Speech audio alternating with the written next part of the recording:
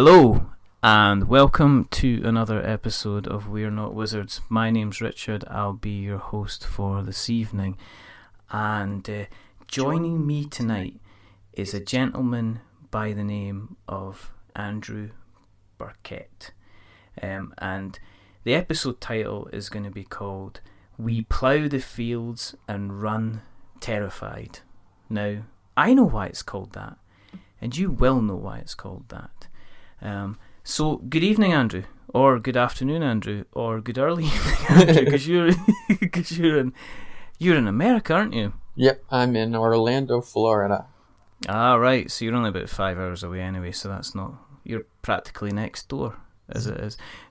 Yeah, not too bad. So you well? Yeah, I'm doing well. How are you doing? I'm very, very good indeed, and I'm delighted to have you on the show. Because tonight we are here to talk about a couple of things. We are here to talk about Atheris games.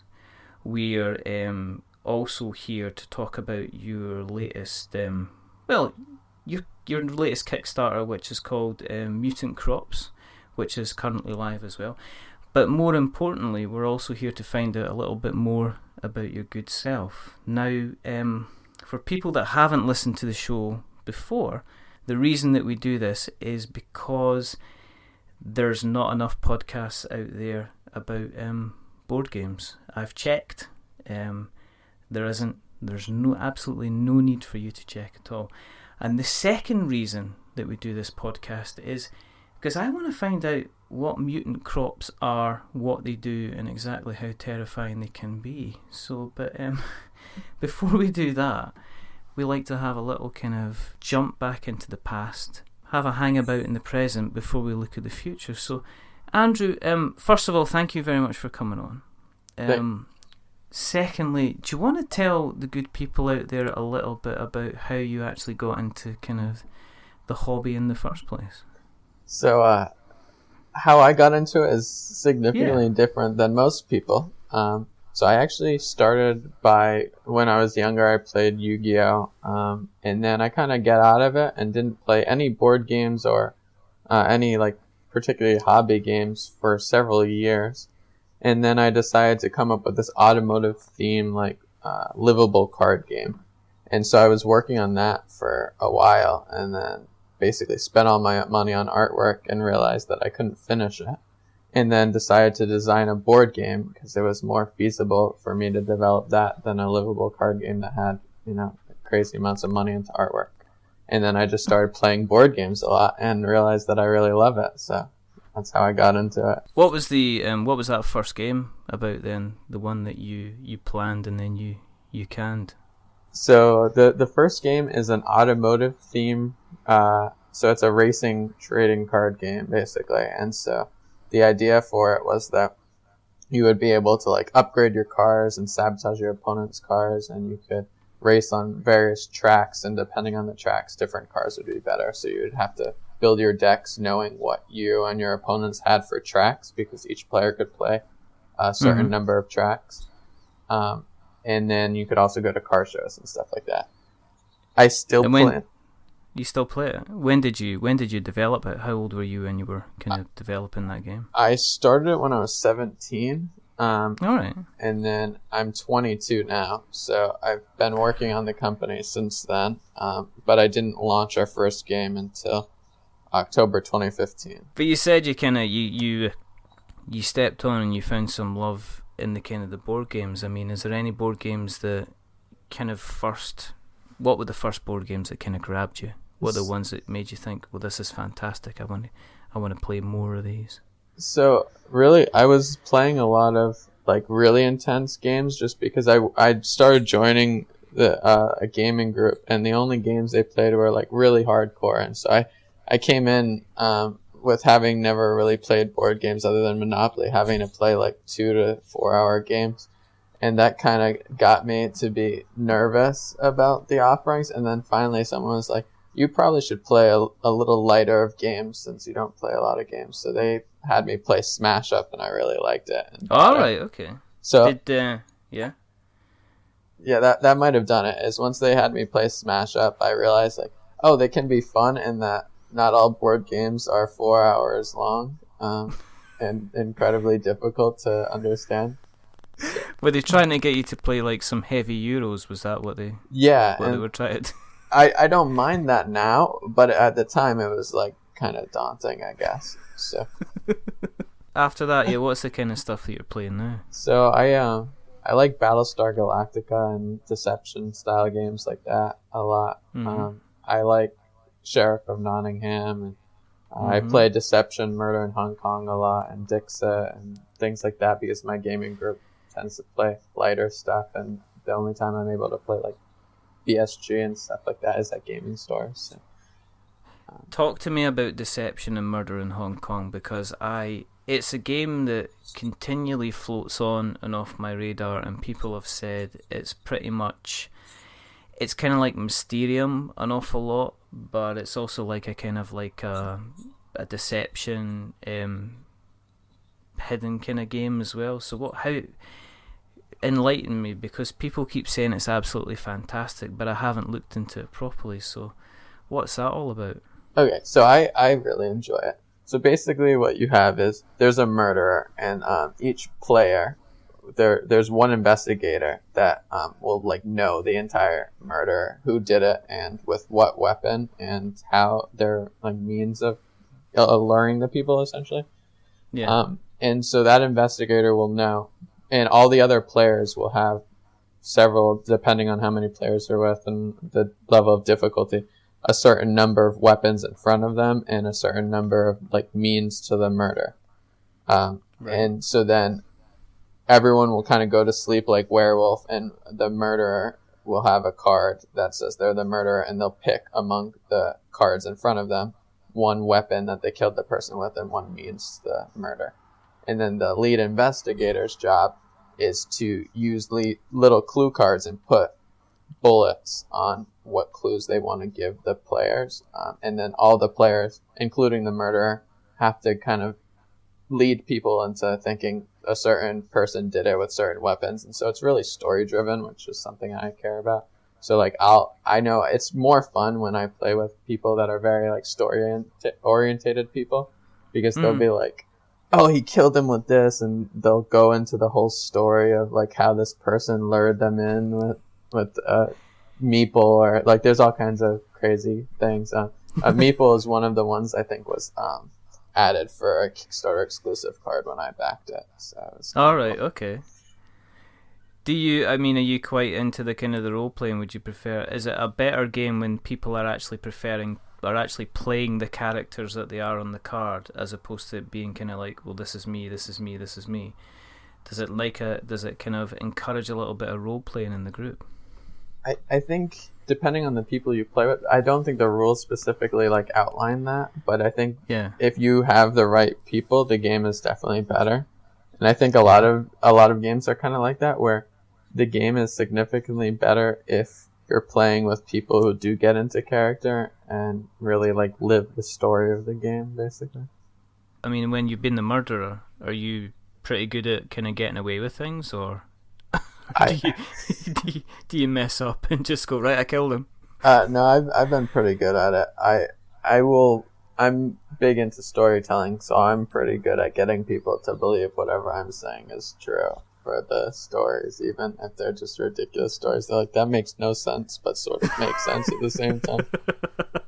So people are kind of double guessing if you're actually bluffing them, and at the same time kind of thinking that you could be bluffing them, and then realizing, well, he's maybe not bluffing them, it's probably kind of true. Yeah, and you can add special rules into the game, so there can be a witness who knows who the murderer is but can't really do anything about it, and there's a few other characters, so you can add an accomplice who participated in the murder, and that kind of gets interesting. So depending on what roles you add, the game can, add interesting elements. So could this whole explanation of murder in Hong Kong be a complete fabrication as well then? Could you have been making up the explanation that you've been giving me? Because now I'm going to just get second guess everything pretty much that you've been saying. Joking aside, I mean, is there any games that you've been playing very recently that have kind of you really really like, or have kind of got your interest, I guess? Well, I just bought some games that I really like. Like I'm a big fan of Betrayal at the House on the Hill, but I hadn't owned a copy, so I just bought one. And I just started playing Pandemic Legacy. I'm going to start next Thursday as the first campaign we're starting, because we played the normal version of Pandemic kind of on the Pandemic Legacy board, just so that the other people who hadn't played it Pandemic before would understand it. So we'll actually start the campaign next week. Have you looked through the box yet? Have you started looking through the cards, or are you going to just kind of leave it completely fresh until the gaming group's together? No, I haven't looked through it. We're going to leave it completely until we're all together. That's awesome. Is it a regular group that you meet up with then? Yeah. When I lived in Gainesville, Florida, which is where I used to go to school. I'm a student at the University of Florida. I just take online classes now, mainly. Oh, right, okay. And so I moved back to Orlando, Florida, where most of my family lives, and so I got a gaming group of my family. And what's funny is none of them had played board games, and then I was like, yeah, you're going to start doing this. So now they do. So did you draft everybody in to start playing board games? Yeah, and that's why I started with what I felt to be easier games to learn and lighter things, so that I could kind of get them to realize that Monopoly is not the only game out there. It has to be a thing. I'm still amazed at the number of people that when they say, so what do you do? I occasionally do a podcast about board games. What, Monopoly in that? Yes, Monopoly. Yeah. We've got a special on Buckaroo next week, and then the week after that we're doing a Clue marathon. Of course, it's kind of all of those games. What are you thinking? But I'm still amazed. So, okay, as a quick aside then, what kind of games do you introduce people that haven't played board games before to get them playing board games? So I tried with things sort of like Smash Up, Link, and filler games. I played like Sushi Go and Star Realms, those sort of things, where it's fairly easy and intuitive to pick up. I also like Captain Carcass by Mayday Games a lot. All right, okay, yeah. In the simplest rule set, it's pretty easy to play with anyone.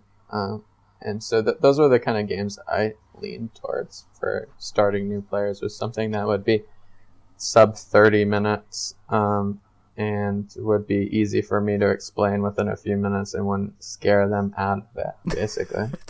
Just have them running out the room with their hands kind of wildly waving in the air going, let me out, let me out. Now you hear somebody said, is that Andrew trying to get people playing board games again? It's like, yes. do you want me to pour a bucket of cold water on him again? No, it's fine. I think we don't want to ruin his card stock, kind of thing. Is there anything that you've seen that you'd like to get your hands on? Obviously, you've gone out and spent some cash dollar on some cardboard quite recently, but everybody's got a wish list. But is there anything that you said, I really want to get my hands on this by hook or by crook? You're not allowed to say Gloomhaven, by the way, because everybody's saying that. I do want the Grim Forest. I did back that. Yes. It's beautiful, and James is super cool and has helped us with our campaign, so that helps. Ah, right, okay. Are you been speaking to James quite a bit then? Yeah, a little bit. We had met once at Expedition Prototype Con in Orlando, and so we talked through that, and then he posted us as one of his top 7 other games to follow on Kickstarter update. I think I'm speaking back and forward with James because he's in the middle of the campaign just now, and it's been going like gangbusters basically. So I said, okay, I'll tell you what, there'll be a lot of people that'll be wanting your attention. We'll maybe have a chat when the dust is settled, so we're hoping to kind of get him on the show kind of like at another day. Are you quite a big backer of kind of Kickstarters then yourself? I am. I probably back too many Kickstarters. I typically will pledge for $1 if I don't have money, because I'm a broke college student. But I will try to back as many games for the game as possible, and I don't get to play all of them, honestly, but I know that eventually I will. And I just like supporting other creators because I know like how much it meant to me when people support our projects and how much it meant when my first project funded. And so if I can help other smaller creators get to that, I typically will support them. There's obviously some exceptions where I support larger Kickstarters, but most of the time it's smaller creators that really need Kickstarter to fund and make their product a reality.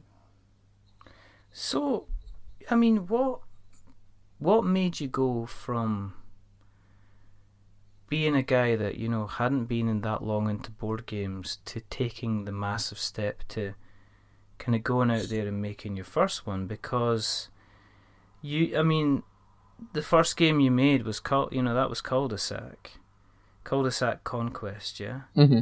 And that funded, and it funded. You know, you got it funded, and it funded reasonably well. But what makes someone like yourself say, actually, I'm going to take this to the next level? I'm not just going to be the guy that plays something. I'm going to be the guy that goes out and puts some kind of something together.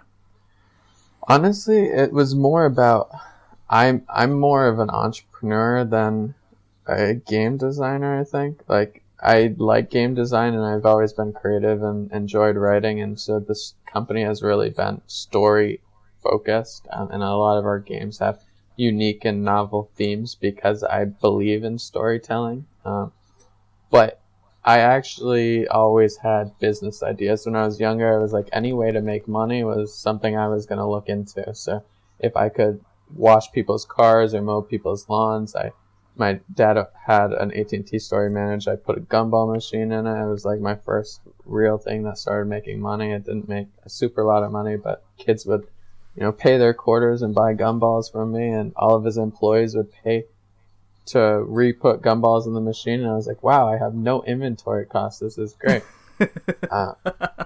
So little Andrew loved that. And then I kind of like always was doing it for the money. And then I started the car game because I was really passionate and thought it could do well, and it was less about money at that point and more about me wanting to make cool projects and bring it to life. And so that's sort of why I kind of went gung-ho and went with the first Kickstarter, is because I knew that if I liked something that much and I wanted to start a business for it, that would be increasingly more successful than if I had just started something for money. And so I tried to do an industry that I really am passionate about rather than working in an industry that I could make a bunch of money and didn't really care too much about. So where did you get the idea for Cul-de-sac Conquest then? Where did that come from? So it was actually originally a war game, and it was sort of like a necessity. We ran out of money for the first game, like I said, and I was looking for investors, and there was investors who were interested. And our pitch at the time was essentially we were trying to make it an automotive themed racing game, like I said, but we wanted to integrate a digital component. So the money we were looking for was to create a digital gaming company that would supplement the physical game. Yeah. And so it was more like Hearthstone-esque than anything.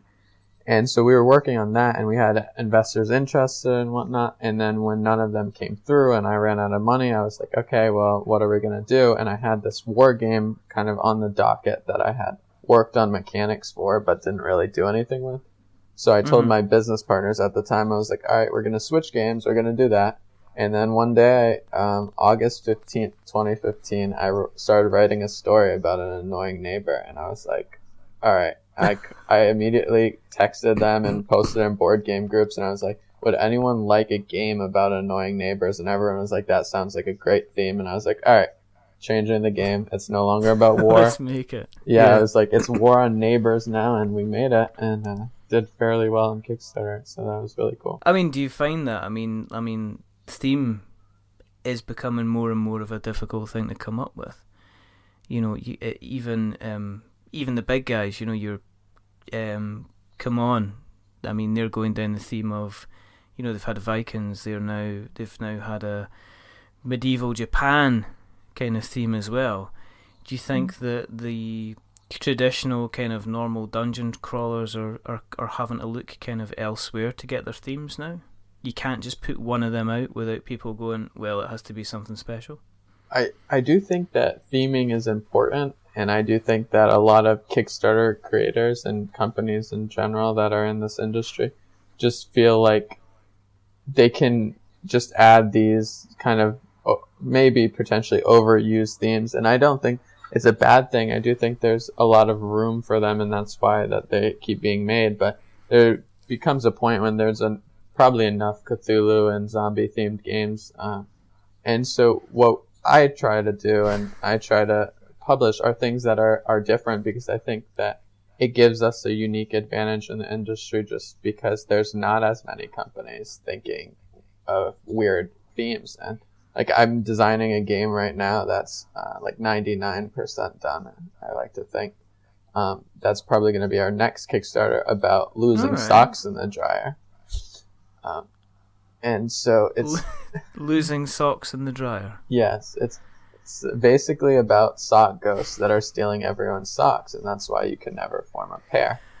I think that is possibly not just a theme. I think that is probably a credible theory that you should maybe look into getting proper scientific funding, because I myself have been in the situation where I have checked washing baskets, drying baskets, clotheslines, clothes hangers, the tumble dryer, underneath the tumble dryer, behind the door, in my coat pocket, and definitely socks have gone, and there's been no explanation.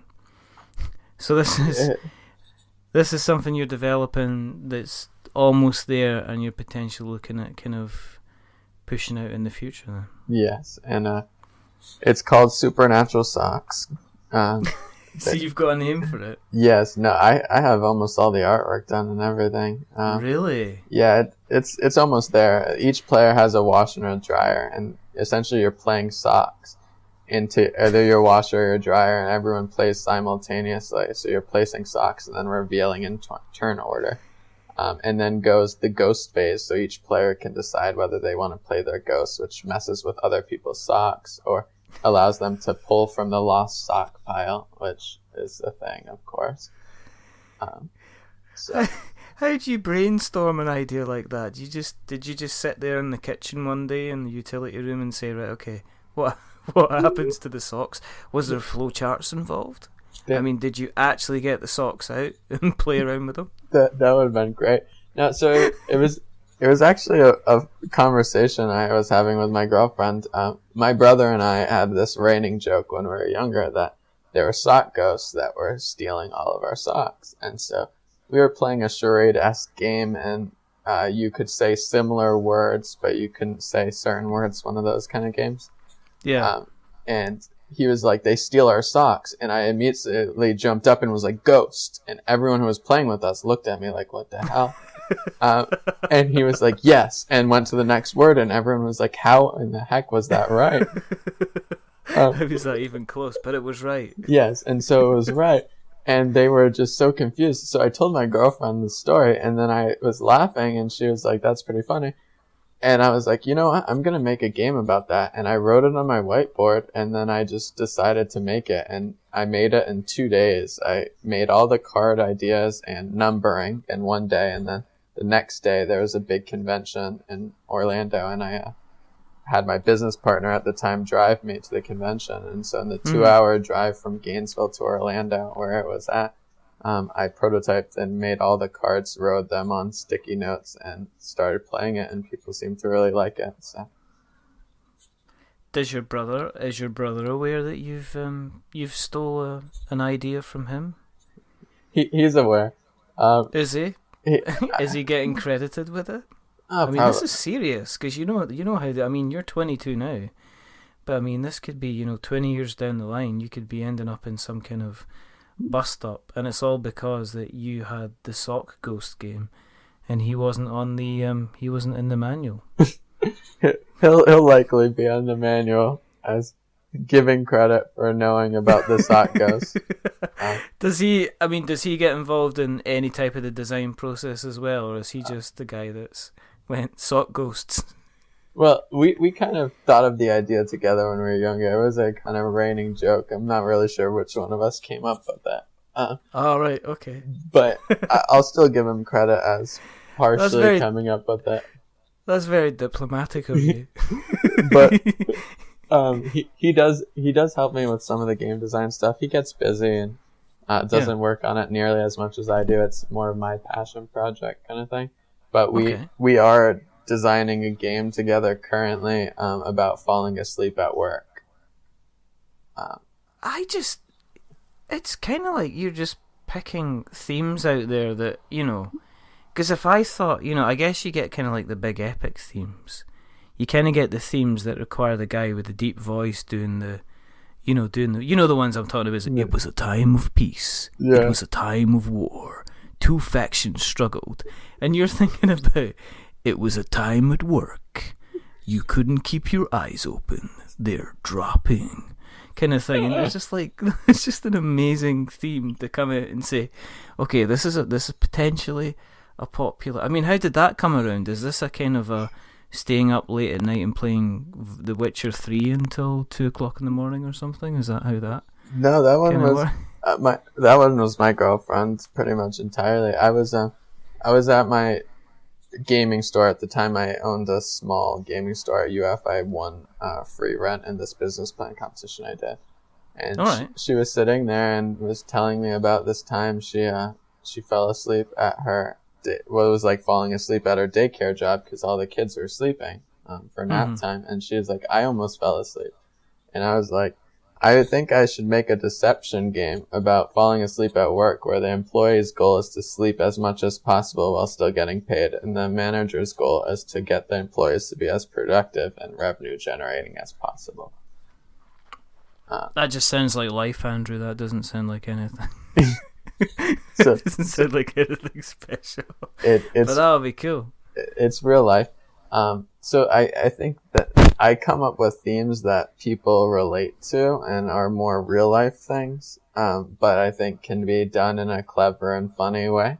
So that one is basically the idea behind it is if you're on the employees team, your goal is to be playing cards that allow you to sleep. But the managers can potentially catch you, and if they do, then they get advantages. So you're trying to compete against the managers. But players can switch teams. You can get promoted or demoted. So if an employee gets promoted, you don't know if they're really on your team or if they're just waiting until they switch to the other team. So it's sort of a deception style game in that respect of like, you don't know, is he really going to be a manager forever? Is he going to get demoted because he's such a bad manager? Right, okay. Have you got a notepad next to your bed that you wake up in the middle of the night and just go, a game about dishwashing, or, do you know what I mean, mowing your lawn, or going to the shops, or, sewing buttons onto shirts? I mean, have you constantly got kind of ideas kind of floating about in your mind that might make a good idea or might not make a good idea? Yeah, I used to do a 5-minute game theme challenge that I would do every day. I've been kind of slacking recently, honestly, but I would come up with as many themes in 5 minutes as possible, and I tried to err on the side of things that people didn't do very often. One of my favorites that I'm kind of developing a game for but hasn't been finished is a game about T-Rex trying to pick stuff up with their little arms. So that's another one. That sounds amazing.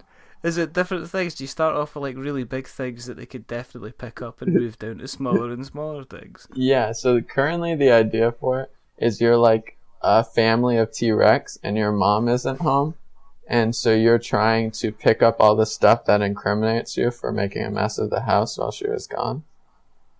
That's just... I love it already. You have to send me that right now because that sounds absolutely fantastic. I've always wondered what happens if a T-Rex got a really, really itchy nose, and maybe that's how they kind of they all died out, is because they ended up getting blocked up nostrils and then you just suffocated to death. It's always just been a theory. The theory sounds accurate. Something like that happened.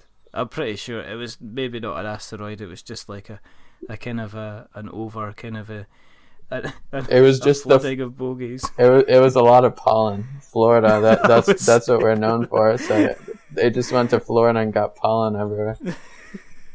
And they had allergies, and there was no kind of eye drops or anything like that, so they just like ended up trying to scratch each other's eyes out, and then they died that way. That doesn't explain how everything else died out, but we could work on that. Yeah, the rest is explainable. Stupid ideas why dinosaurs died out. There's a game in itself, you know what I mean? Let's talk. I mean, you know, mutant dinosaurs that scratch each other's eyes out. Let's talk about mutant crops. Okay. Because I am now, my appetite is now fully whetted, as they would say. So tell us about what is Mutant Crops all about, because it's live just now. It's been going for a couple of weeks. Mm-hmm. Tell the good people at home, what's Mutant Crops all about? Alright, so Mutant Crops is the first game we're publishing that's not my own design. It was designed by Sebastian Koziner in Argentina, and he actually has a publishing company there that published it in Argentina, and he's just having me publish it in English, so it was previously made in Spanish. Alright, okay. And the game is about farming mutated crops. So now these crops need to eat meat instead of just being watered. So you have to water and feed your crops. So it's a light worker placement game. You have like 12 available actions at the beginning of the game, and as the game progresses, you get additional actions you can perform. But essentially, you're working within 3 resources: seeds, which allow you to buy plants, and then water and meat in order to feed and water your plants. And then there's actions for each of those. So you can buy the plants, and then your next turn, maybe you decide to spend some of your resources that you've accumulated to feed it. And the goal of the game is to be the richest farmer. And so, of course, plants aren't going to be worth anything unless you feed or water them. So they're only worth points if you feed or water them. And then there's also a special ability action that will sometimes allow you to make use of other plants. So even if you just sow another plant, even if you don't feed or water, it might be worth money if you already did all 3 available actions on another plant. And the third action, the like special ability, is only able to be taken if you've already fed and watered it. So. And I can't see you would have taken this game to publishing or thought about publishing it if it hadn't been about something slightly strange. No, I probably wouldn't have. Honestly, I like things that are different. I think that Kickstarter has been incredibly flooded with good games, and so you have to do something that stands out. And so I like games that have beautiful artwork but have themes that might be different and interesting and would stand out on someone's shelf a lot more than, something else. So what do you think makes Mutant Crops kind of stand out over the kind of the normal thing? I mean, why should people think about picking it up? So I think there's a few reasons. The reason I wanted to publish it is because it's a really, really light worker placement game, and as we kind of talked about earlier, my gaming group tends to err on the side of not playing a lot of games, and so it would be really hard for me to be like, hey, let's go play Agricola or something.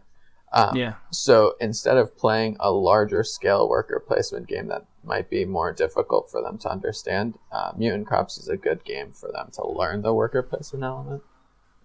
So learning game mechanisms, games that teach that to people that don't play a lot of games is something I'm interested in. So I thought that Sebastian did that really gracefully in Mutant Crops, and so that was sort of what I was most interested in about it. And when people came into my game store, everyone seemed to really like it.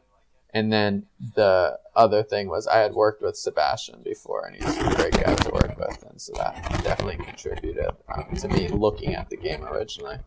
And the artwork and theming, of course, was in line with what we like to publish. So. Okay.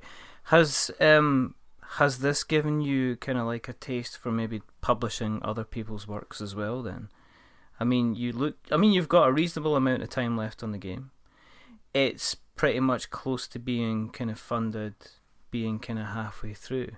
Mm-hmm. So is this another avenue you're kind of considering going down then, kind of publishing other people's games for them? Yes, I definitely like designing games, but I definitely came into this more from an entrepreneurial approach. And if other people have games that I really think deserve to be in the market, and I don't think it'd be possible for them to get as wide of an audience without using an existing publisher, if they don't want to publish it themselves, I definitely would be interested in publishing more games from other designers. I like to see cool products get made, and if I didn't design it and I can make some other designer really happy to see their game get made, that's actually a cool thing too. So. Would you would you step away from kind of the board game space and still kind of look at other things on Kickstarter then? I mean, are you kind of mutually exclusive to looking at board games now? Is that kind of going to be your jam, or you sound like you sound like, as you said, you're a bit of an entrepreneur, so.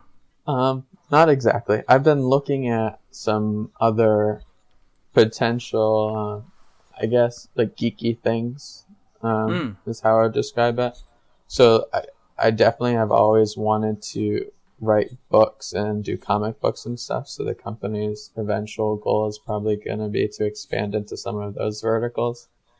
And I also have an affinity for various geeky related products. So I had been looking at sourcing mugs and things like that I could make with unique designs. So.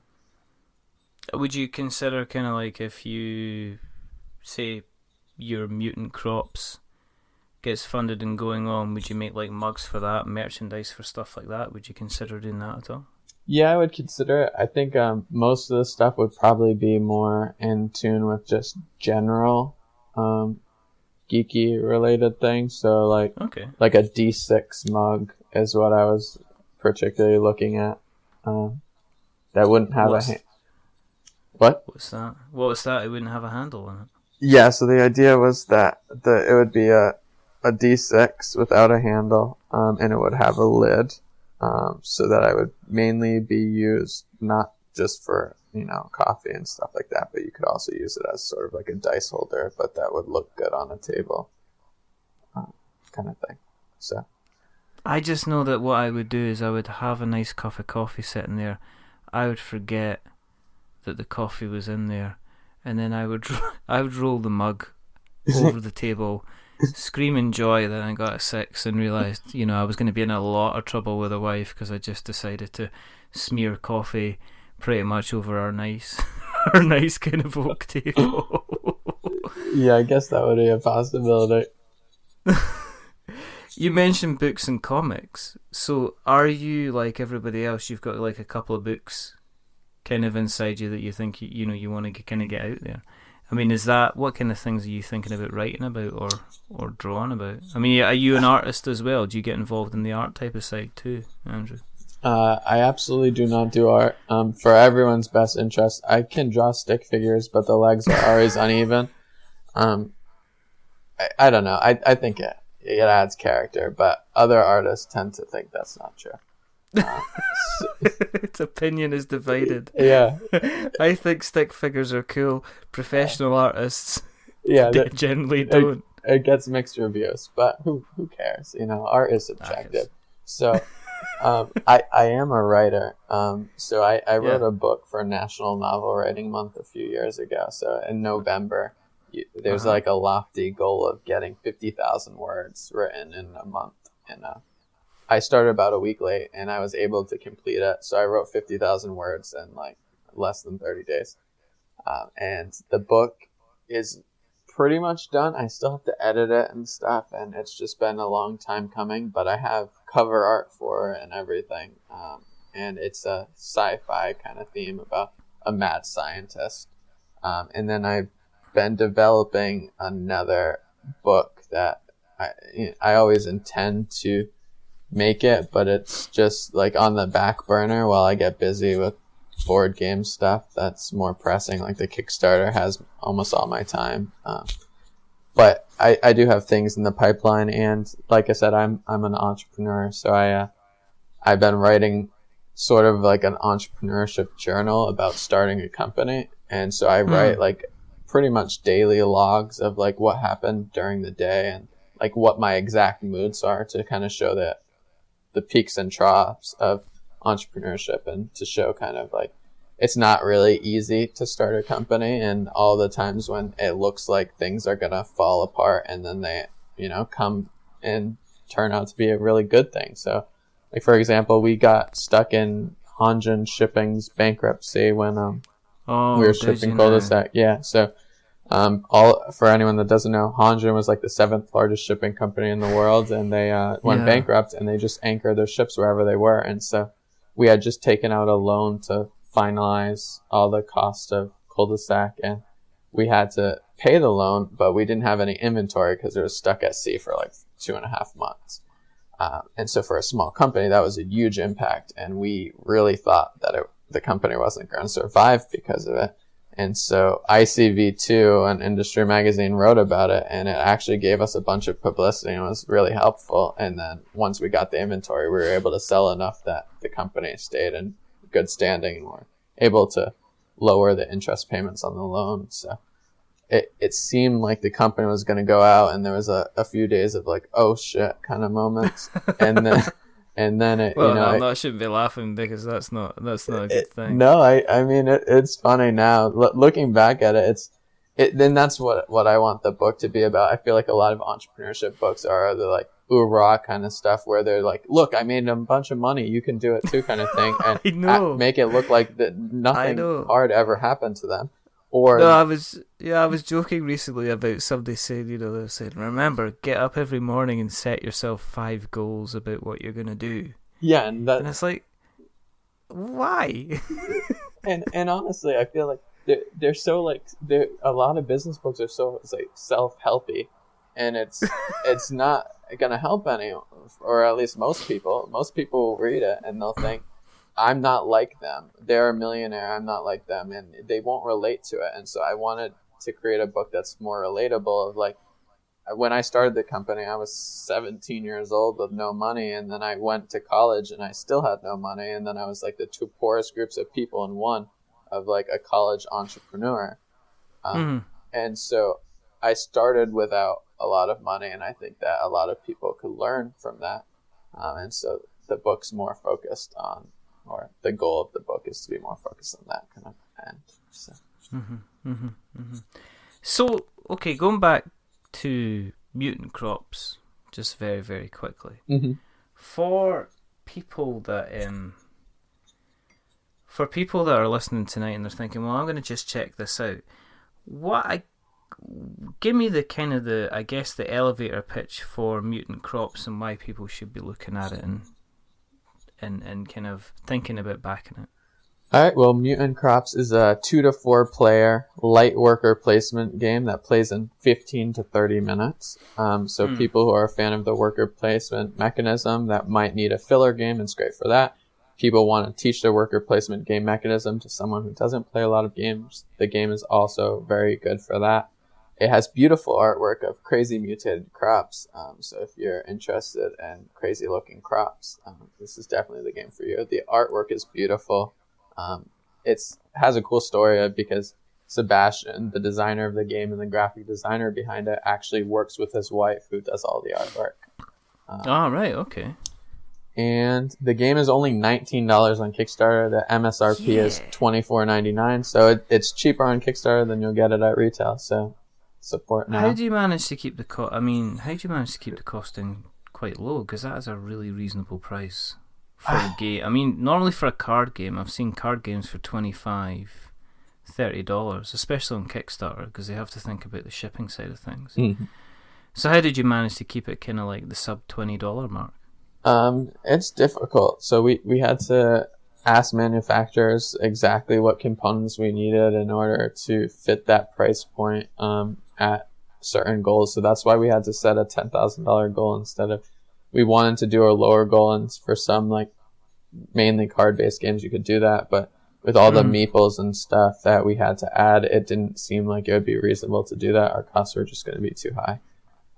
And so we're actually manufacturing at a slightly higher minimum order quantity than we would otherwise, just because it gets our price low enough in order to sell it for $19 on the Kickstarter. But like I said, the price in retail is going to be like $25, which I think is fairly reasonable for what the game is. And it's a smaller box game so that it's more portable, and we really love the box size, so we hope other people like it as well.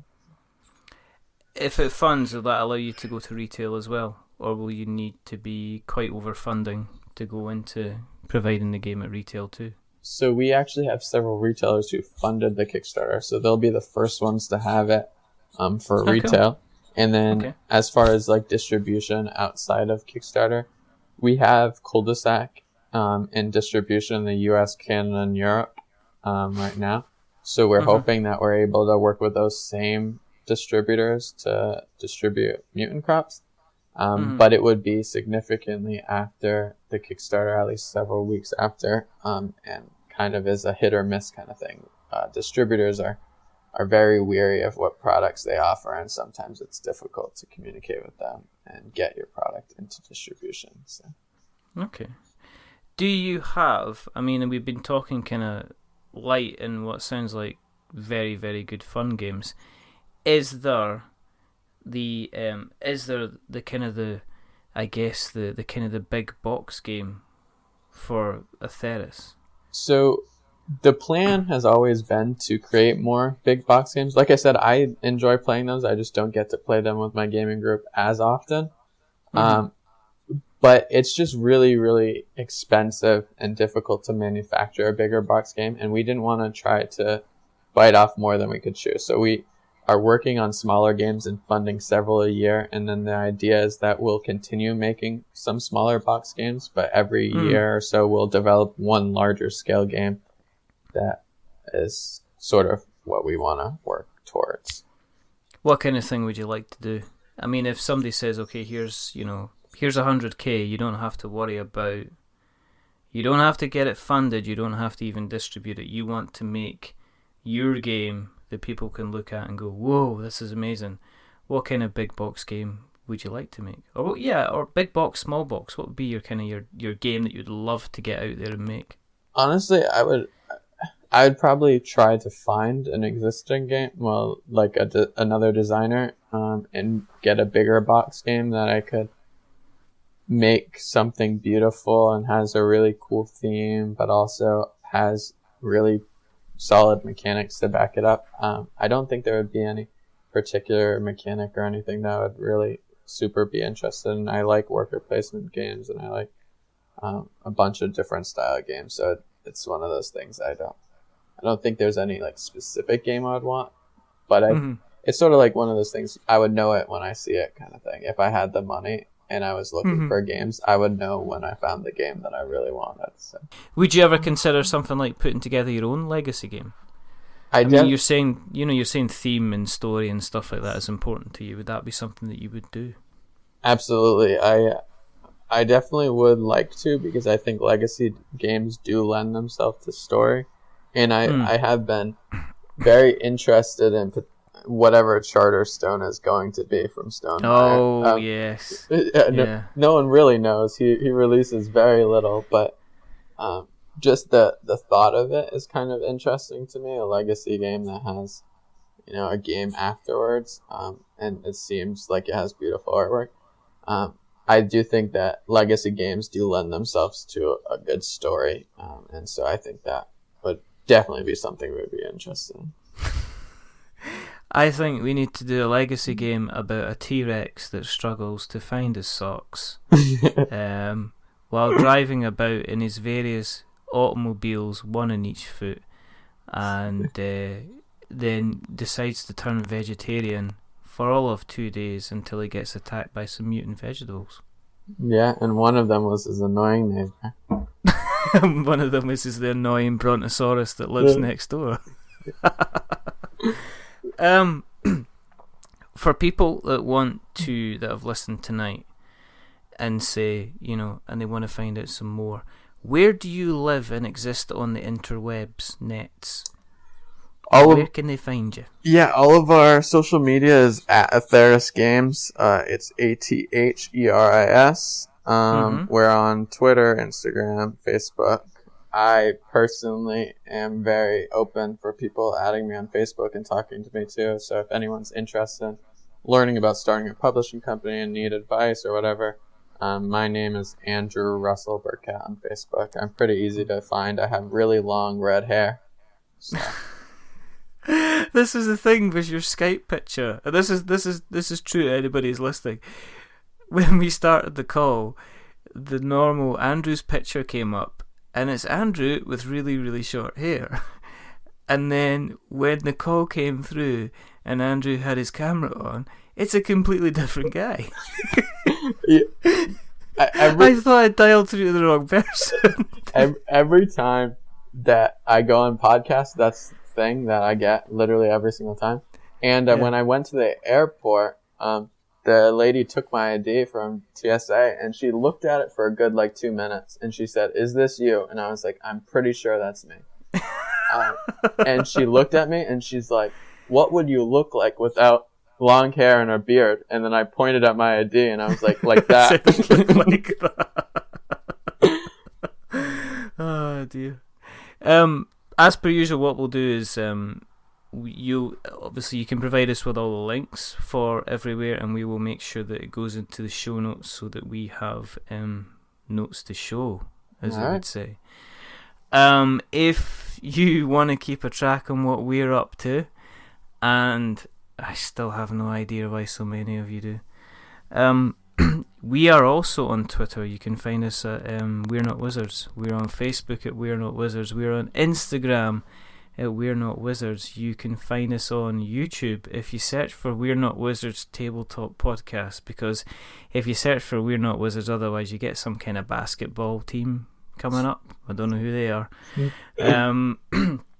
We are also on Acast and Stitcher, and we're also on iTunes, which I think if you search for We're Not Wizards Podcast you'll find us, or just We're Not Wizards you'll find us.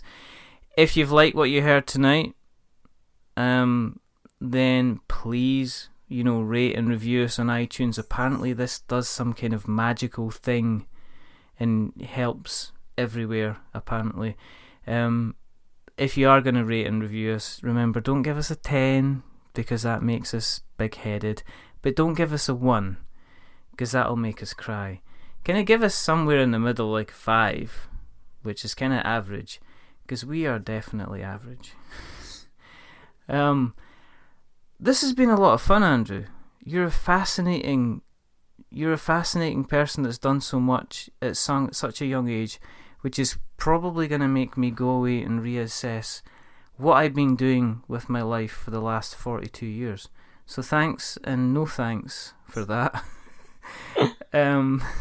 But genuinely, thank you very much for coming on. It's been a lot of fun. Thank you for having me. It was my pleasure. There's only a couple of things left to do, and the first thing for everybody out there is to remember that we are many things, but we're not wizards. Are we wizards, Andrew? I don't think so. I definitely don't think so. I'd rather be a sock getting lost under the washing machine or even in the dark cellar than being one of those wizard people. That was nonsense.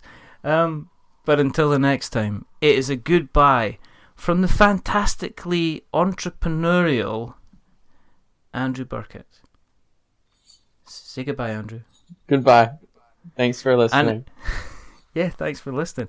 And it's a goodbye from me. Remember, stay safe, roll 6s, and watch out when you're if you are in the greenhouse and you're sorting out your tomatoes, because some of them might just bite back. But until next time, bye for now.